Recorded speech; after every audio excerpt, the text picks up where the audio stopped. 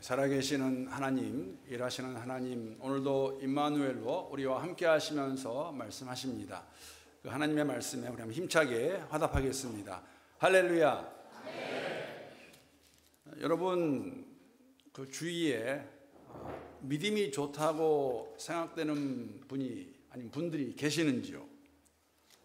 물론 부모님이 될 수도 있고 또 교회 어떤 장로님, 권사님이 될 수도 있고 또 어떤 지체가 직분은 없지만 정말 믿음이 좋은 것 같다라고 생각할 수 있을 것 같습니다. 내게 어떤 책을 읽다가도 그런 감동을 받을 수 있고 감격이 될 수도 있습니다. 야, 이분 정말 훌륭하신 분이고 믿음이 참 좋다. 근데 만약에 여러분 제가 그분의 믿음이 좋다고 생각하는 이유가 무엇이냐고 묻는다면 어떻게 대답하시겠습니까? 왜 그 사람의 믿음이 좋다고 생각하는 것일까? 무엇이 나로 하여금 그 사람을 그렇게 생각하는 것일까? 오늘 본문에 보게 되면 여러분, 저는 이렇게 설명드리기 원합니다. 예수님을 감동시킨 한 사람의 이야기가 나옵니다. 무명의 한 사마리아 사람입니다.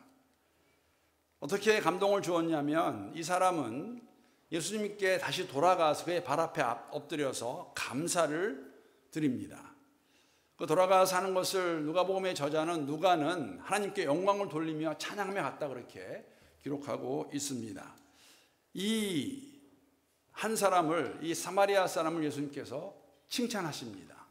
그렇게 이게 복을 주시는 것이죠. 어떻게 보면은 한편으로는 여러분 오늘 본문에 그런 말씀이 있습니다. 우리가 잘 아는 내용입니다. 근데 9명은 어디에 있느냐? 그걸 기억하면서 이 사람에게는, 돌아온 그 사람에게는 예수님께서 이렇게 복을 주시고 이렇게 선포하십니다. 그 내용이 본문 19절 말씀인데 우리 함께 읽도록 하겠습니다. 시작. 그에게 이르시되 일어나 가라, 내 믿음이 너를 구원하였느니라 하시더라. 일어나 가라, 내 믿음이 너를 구원했다고 예수님께서 그에게 선언하시고 선포하십니다. 여러분, 근데 한편으로는 이런 생각도 가져봅니다. 만약에 다른 9명도 같이 돌아왔더라면, 다 와서 예수님께 이러한 감사를 표했다면 어떠한 일이 있었을까? 물론 답은 저도 모릅니다.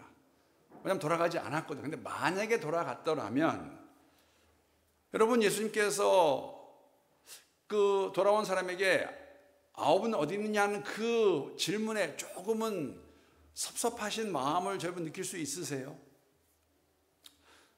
못 느끼셔도 괜찮습니다. 예. 만약에 10명이 다 돌아왔더라면 예수님께서 그렇게 말씀하셨을 것 같아요. 그 예수님이 아마 감동이 되고 감격이 되셨을 것 같아요. 그리고 그 한 명에게 하시는 그 말씀, 내 믿음이 너, 유 한 사람이 아니라 너희 믿음이 너희를 구원하였느니라 라고 그렇게 말씀하지 않으셨을까요? 물론 우리에게 주어진 기록은 10명 가운데 한 사람만 예수님께로 돌아갑니다. 그래서 오늘은 제가 이 말씀 우리가 너무나 잘 아는 내용입니다. 사실 복음서에 나와 있는 이런 이야기들은, 이런 일화들은 저희가 많이 들어서 알고 있지요. 근데 이번에 이 말씀을 묵상하면서 말씀을 준비하는 가운데에 저는 이런 질문이 들었습니다. 아마 그런 질문을 해보신 분이 계실 것 같습니다. 나머지 9명은 왜 돌아가지 않았을까? 왜 돌아가지 않았을까요? 9명은 돌아가지 않은 이유가 있다면 그 이유가 무엇일까요? 왜 돌아가서 예수님께 감사하지 못했을까?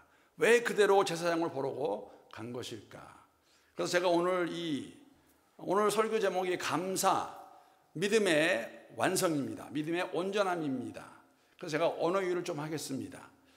이 9명이 감사하지 못한 이유가 무엇일까? 첫 번째 이유는 제가 감자를 가지고 이렇게 여러분과 나누기 원합니다. 스크린 봐주시죠. 자, 함께 읽겠습니다. 시작. 감각을 잃어버렸다. 그러니까 감각을 잃어버렸기 때문에 그들이 돌아가서 감사하는 것을 잊어버렸다고 말씀을 드리는 것입니다. 여러분, 나병이 어떤 병인지 잘 아시죠? 나병의 증상도 여러분이 잘 이미 들어서 알고 계실 것입니다. 사실 우리가 사용하는 오늘 본문 말씀은 개혁 개정이라 그렇게 부르는데 이전에 한국교회 사용하던 성경책이 개혁이라는 그 성경인데, 거기에 보게 되면 이 나병을 우리 한국에서 그랬죠. 문둥병이라고 그렇게 불렀습니다. 문둥병. 근데 요새는 문둥병, 나병 그렇게 쓰지는 않습니다. 의학적인 용어는 무슨 병입니까? 한센병입니다. 왜 한센병일까? 뭐 잘 아시겠지만 1873년에 노르웨이 한센이라는 의사가 나병을 걸리게 하는 그 나균을 발견하게 됩니다. 그래서 그를 기억하면서 또 그분이 한 일을 생각하면서 그 이후로는 의학적으로는 나병이 아니라 한센병이라고 그렇게 부릅니다. 그 한센병이라는 것은 여러분, 나균에 의해서 몸에 번지는 그러한 만성 감염병인데, 그 두 가지 특징이 있습니다. 하나는 무엇이냐면, 나균에 감염이 되면 바로 증상이 나오지 않습니다. 일반적으로 의사들이 보았을 때 연구를 하게 되면, 연구 결과를 보게 되면 가장 빠르게 나균에 감염된 것이 몸으로 나오는 것이 최소한 5년 정도의 시간이 걸립니다. 또 어떤 사람은 20년이 걸려서야, 그러니까 5년에서 20년 정도 시간이 흘러야 내가 나병에 걸렸구나를 알게 되는 것이죠.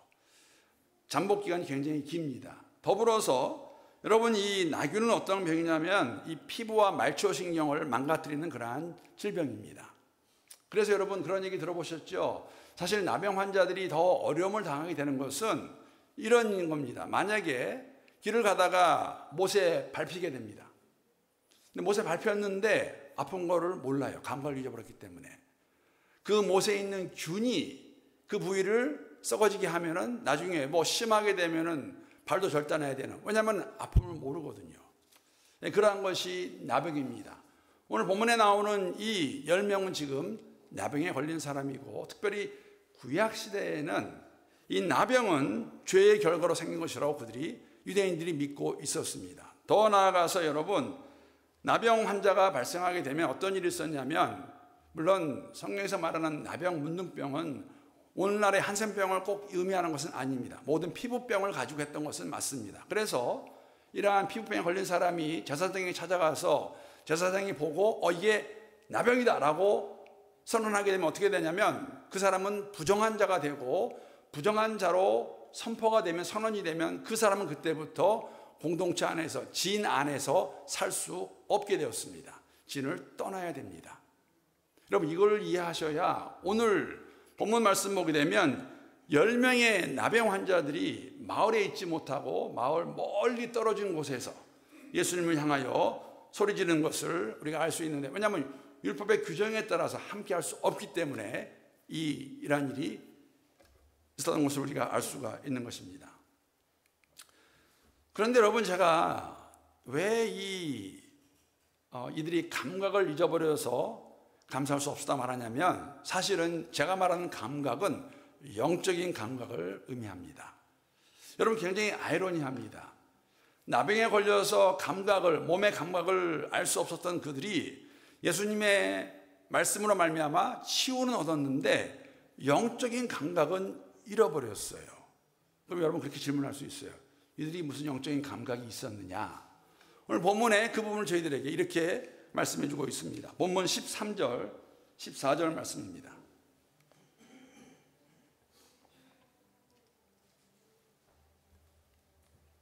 제가 다시 한번 읽어보겠습니다. 소리를 높여 이르되 예수 선생님이여 우리를 불쌍히 여기소서 하거늘. 14절은 함께 읽겠습니다. 시작. 보시고 이르시되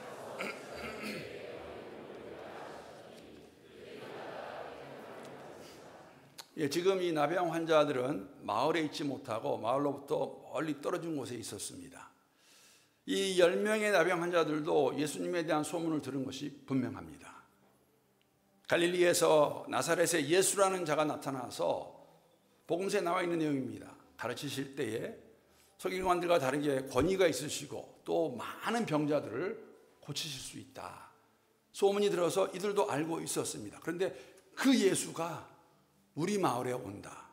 마을에 오는데 마을에 들어갈 수 없습니다. 왜? 들어갔다간 돌 맞을 수 있었거든요. 그래서 예수가 있는 그 마을을 향하여서 사람들이 몰리니까 보았겠죠. 그래서 소리 질러서 그 예수님에게 그들이 말합니다. 뭐라고 합니까? 예수 선생이여 우리를 불쌍히 여기소서. 여러분이 선생이라는 단어 영어로 보게 되면은 이제 호주 발음을 하면은 마스터, 영어 발음은 마스터입니다. 그를 향해서 뭐라고 말하냐면 우리를 불쌍히 여기소서, 우리에게 긍휼을 베푸소서. 여러분 이 말은 무슨 말이냐면 예수님 우리를 어떻게 해달라는 거예요? 고쳐 주소서. 나병을 이 당시에 고칠 수 있는 분은 오직 하나님 한 분이셨습니다. 예수에 대한 소문을 듣고 예수라면 고칠 수 있겠다는 그런 마음을 가지고 그를 향해서 그렇게 부르짖죠. 그런데 사실 어떻게 믿음이 있냐를 알 수 있냐면 그 소리를 들으신 예수님께서 그들에게 뭐라고 말씀하시냐면 예수님께서 뭐라고 말씀하시냐면 가서 제사장들에게 너희 몸을 보이라 라고 말씀하셨고 그 이야기를 듣고 그 말씀을 듣고 제사장을 향해 가는, 제사장은 마을 안에 있습니다. 마을 향해 가는 도중에 그 도정에서 그들이 발견합니다. 아, 우리가 나았구나. 여러분 예수님 말씀 듣고 떠날 때는 아직 낫지 않았어요. 아직까지 나병을 가지고 있었습니다. 그런데 그 예수님 말씀을 듣고 그들이 간 것이죠. 여러분 영적인 감각이 있지 않습니까? 그런데 고침받고 난 다음에는 그걸 잊어버려요. 몸의 감각은 돌아왔는데 병원 고침은 받았는데 여러분 그 상황에서 예수님께 돌아가서 감사해야 되는데 그것을 잊어버리고 그들은 계속해서 제사장을 향해 갔던 것을 우리가 알 수가 있습니다. 10명의 나병 환자들에게 예수님은 자신들의 병을 낫게 할 수 있는 그러한 분이람을 그들이 다 함께 믿고 있었습니다. 그런데 여러분 고침을 받았을 때에는 그들이 그것을 잊어버리고 망각하고 계속해서 제사장을 향해서 갔고 한 사람만 돌아가서 예수님께 감사하는 모습을 저희들에게 보여주십니다. 굉장히 아이러니하죠. 몸은 고침 받았는데 영적으로는 감각을 잊어버려가지고 먼저 해야 될 일, 그 병을 고치신 그분에게 돌아가서 감사하는 것을 잃어버립니다. 몸의 치유를 통해서 몸의 감각은 돌아왔지만 영적으로 여러분 그것을 잃어버리는 것을 저희들에게 말씀해 주고 있습니다. 그런데 여러분 제가 이 부분에서 또 한 가지 그런 질문도 들었어요. 자, 여러분 지금 오늘 본문에서는 한 명만 돌아가고 9명은 그대로 제사장에 갔습니다. 자, 그러면 제가 이렇게 항상 질문을 드리면 여러분들 마음속에 그런 생각 들 것 같아요. 계속 그런 질문 해가지고 이렇게 귀찮게 할까? 여러분 본문에서 돌아가지 않은 9명 중에 나중에 예수께 다시 돌아가서 감사한 사람이 있었을까요? 없었을까요? 마음대로 생각하셔도 돼요. 왜냐하면 답은 저도 모릅니다. 그러나 우리가 알 수 있는 것이 하나가 있습니다. 오늘 본문의 시작에 보게 되면 예수님이 지금 어디를 향해 가고 계십니까? 그건 아시죠? 본문 11절에서 어떻게 말씀하고 있습니까? 예수님께서 어디를 향해 가고 계십니까? 예루살렘. 여러분 누가복음은 24장까지 있어요. 오늘 이 본문은 17장에 기록된 내용입니다. 이 이후 사실 12장 하반부에서 예수님은 이미 갈릴리를 떠나서 예루살렘에 가고 계셨습니다. 여러분 예루살렘에 가신 예수님은 다시 갈릴리로 돌아가실 수 없습니다. 왜 없습니까? 지금 가시는 길은 십자가의 길이에요. 십자가의 길은 죽음의 길입니다. 만약에 여러분 분명한 것은 뭐냐면 9명 중에 뭐 단 한 명이라도 맞아, 내가 그때 예수님께 돌아가서 감사해야 되는데 내가 잊어버리고 있었네, 지금이라도 가자 라고 만약 생각했다면 이렇게 말씀드릴 수 있어요. Too late. 예수님은 안 계세요. 십자가에서 이미 돌아가셨습니다. 사실 우리에게 주는 여러분 이 감각을 잃어버렸다는 것은 무엇이냐면 사실 우리가 오늘날 이 상황 가운데 우리의 삶 속에서도 여러분 우리가 언제 예수님께 감사하며 살아야 될까요? 우리 주시는 말씀은 사실 지금입니다. 오늘입니다. 오늘 하나님이 하신 일을 기억하는 가운데에 모든 허락하신 그분을 기억한다면, 그분을 잊어버리지 않는다면 우리가 감사할 수 있는 것을 저희들에게 보여주고 있습니다. 몸은 나았는데 우리가 원하는 것은 받은 것 같은데 그것을 주신 우리의 삶의 주인 되시는 예수님을 잊어버리게 되면 감사하지 못하는 것이죠. 두 번째 그들이 감사하지 못한 이유는 이런 이유가 있습니다. 이것도 언어 유희입니다. 사자 가지고 한번 보여주시죠. 함께 읽겠습니다. 자, 시작. 사람을 보았다. 사람을 보았기 때문에 그들이 감사하는 것을 잊어버렸거나 하지 않은 것이죠. 여기 말하는 사람은 첫 번째는 어떤 사람이냐면 함께 했던 다른 동료 나병 환자들이에요. 두 번째는 여러분 지금 이들이 예수의 말씀을 듣고 가서 제사장에 보이라 하고 지금 가는 곳이 어디입니까? 누구입니까? 마을에 있는 제사장이에요. 그들의 시선 누구에게 지금 고정되어 있냐면은 빨리 가자. 제사장에게 가자. 그에게 가서 제가 처음 부분에 그런 말씀 드렸습니다. 피부병에 걸렸을 때에 그 피부병이 나병인지 아닌지를 진단하는, 선언하는 사람이 제사장입니다. 피부병이, 나병이 나았을 때에 나았다라고 제사장이 선언을 해야 나병 환자는 정상적인 삶으로 돌아갈 수 있습니다.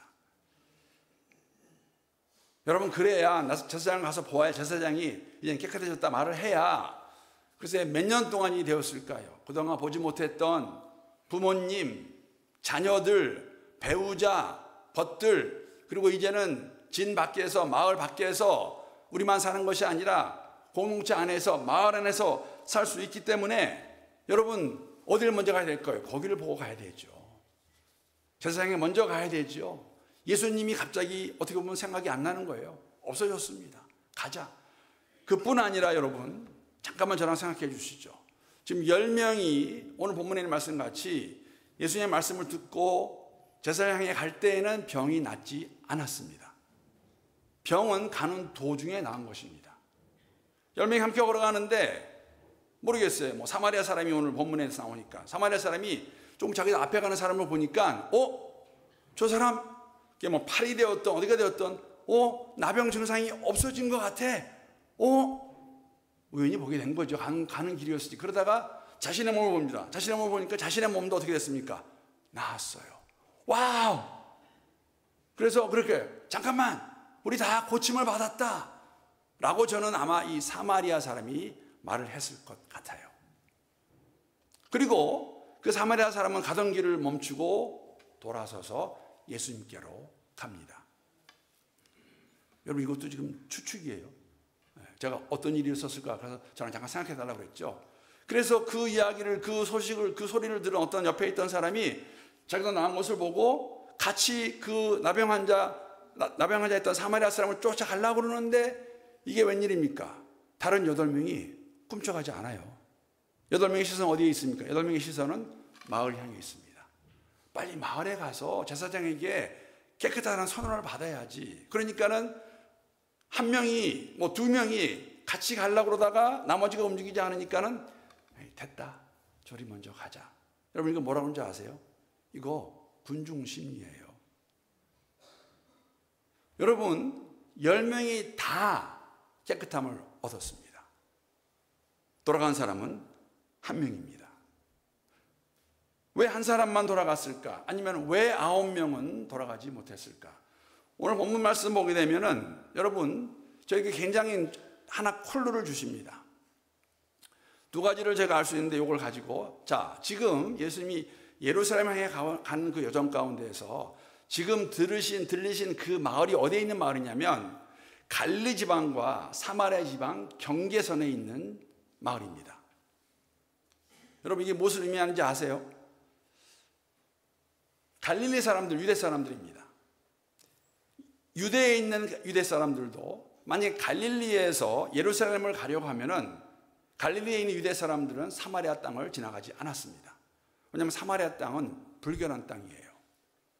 그래서 그들과 상관하지 않았습니다. 사실 그들을 굉장히 천대시했죠. 그런데 이 마을이 지금 갈릴리 지방과 사마리아 지방 경계에 있는 한 마을이고 오늘 본문에서 지금 10명이 고침받았는데 누가는 저희들에게 고침받은 사람을 사마리아 사람이라고 그렇게 말하고 있습니다.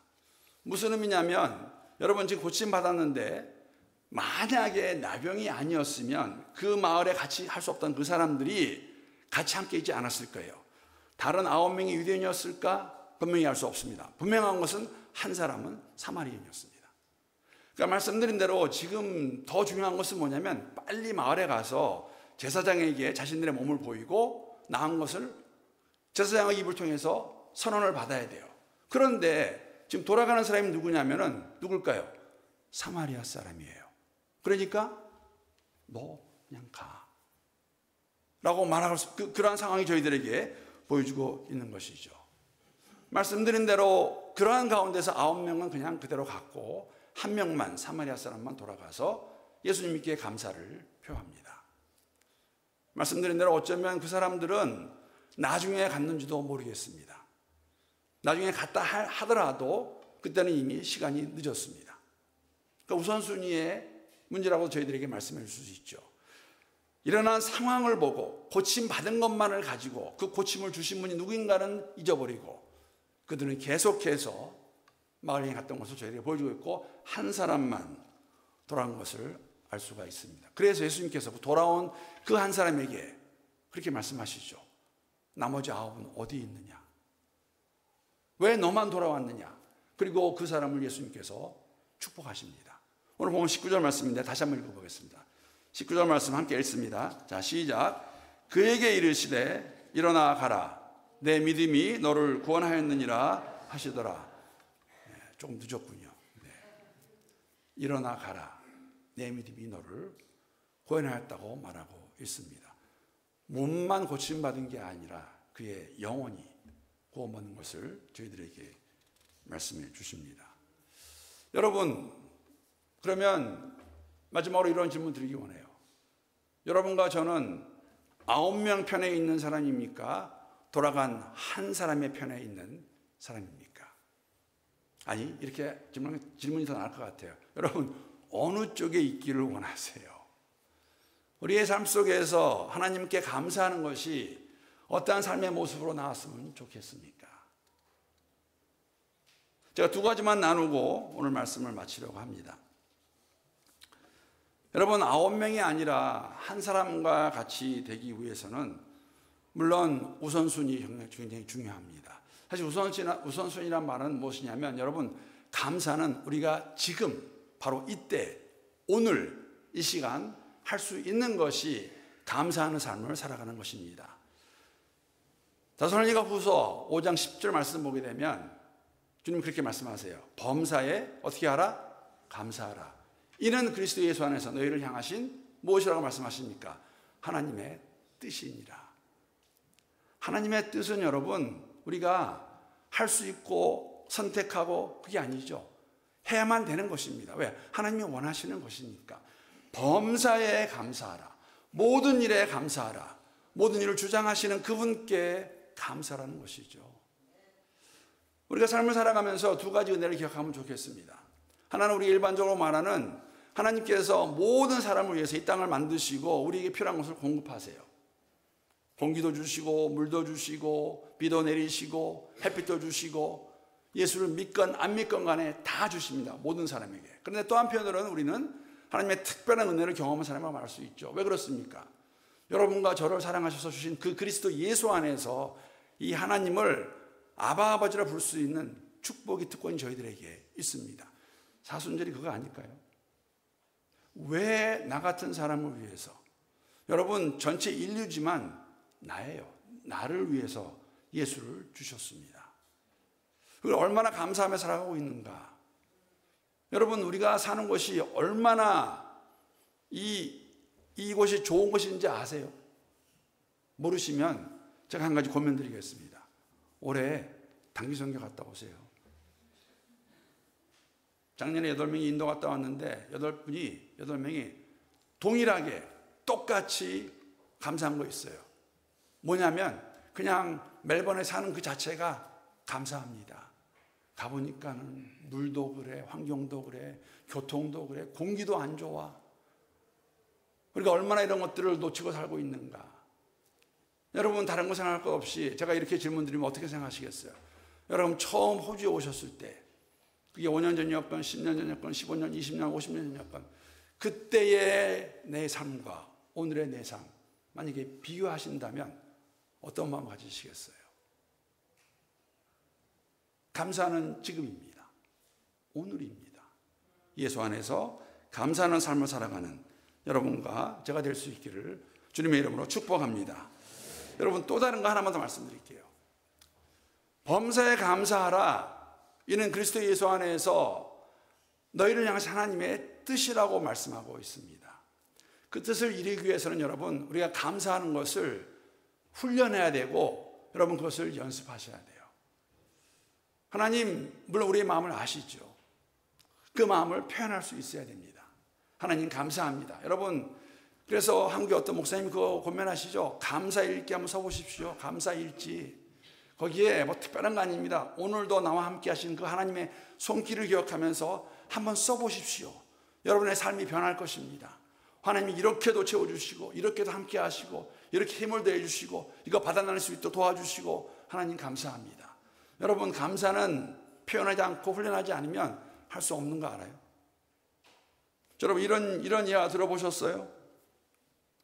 하루는 아버지의 마음에 잔잔한 감동이 있었어요.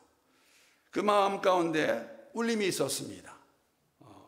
왜 그런 마음 하셨을까? 저한테 물어보지 마시고 아무튼 그런 마음이 있어서 아버지가 그날은 웬일인지 가족 카톡방에다가 문자를 하나 날립니다. 이거 말로 하긴 좀 쑥스럽고 하지 않던 거니까. 그래서 뭐라고 말하냐면, 여보, 아들아, 딸아, 모두 사랑한다. 그래서 문자를 날렸는데 그 아무 답장을 안 달아요. 그래서 좀 있다가 또 하나 날립니다. 여보, 내 아내로 살아주셔서 고마워. 아들아, 내 아들로 살아주셔서 고마워. 딸아, 내 딸로 살아주셔서 정말 고맙다. 그런데도 답장이 없어요. 그런데 어떤 일이 있었을까요? 집에 있던 그 아내와 아들과 딸이 이렇게 모였습니다. 그 엄마가 애들에게 이렇게 말합니다. 얘들아, 아무래도 아빠가 죽을 병에 걸린 것 같다.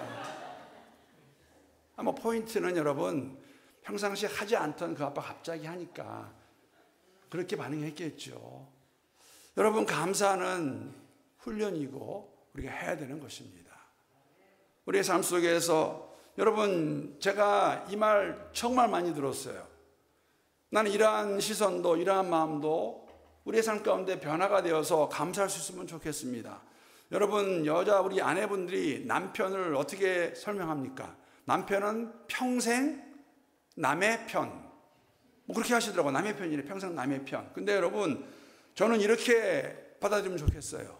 예수 안에서 남이었는데 내 편이 된 사람. 감사할 수 있지 않을까? 남이었어요. 내 편이 된 사람이에요. 아내, 우리 한국 분들 이거 저도 많이 들었습니다. 그런 얘기 하더라고요. 결혼하면 남편들이 아내를 정말 옛날같이 취급하지 않는다. 뭐 그런 얘기 하잖아요. 그 연애할 때만큼만 해줬으면 얼마나 좋을까. 근데 남편이 그런 마음이 있는 것 같아요. 아내라는 그 단어가 아무렇게 해도 내 것. 네, 그렇죠. 뭐 그냥 대강 해도. 근데 여러분, 이게 변해가지고 아직도 내 것. 이에 감사할 수 있는 그런 마음. 여러분, 오늘 본문에서 우리는 그런 마음 가질지 모르겠어요. 어떻게 9명 그럴 수가 있냐. 평생을 나병으로 살다가 고침받았는데 예수님께 안 돌아가? 있을 수 있는 일이야?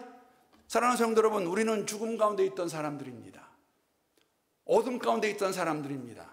그러한 여러분과 저를 예수님이 이 땅에 오셔서 우리를 건져주셨습니다. 새로운 삶을 주셨습니다. 새 생명을 허락하셨습니다. 우리가 정말 감사하며 살아가고 있는 것일까? 사순절을 걸어가는 가운데에 우리가 십자가의 죽음을 다시 한번 묵상할 것입니다. 왜 죽으셨을까? 왜 고통을 받으셨을까? 왜 아버지와 떨어지는 그것을 감사하셨을까? 답은 하나입니다. 우리를 사랑하시기 때문에. 그 하나님께 감사하는 9명의 나병 환자가 아니라 1명의 사마리아 사람, 이방인이에요. 천대받던 사람입니다. 발시받던 사람입니다. 그 사람의 마음, 그 사람의 자세, 그러한 삶이 우리의 삶이 될 수 있기를 우리 주님의 이름으로 축복합니다. 하나님 아버지.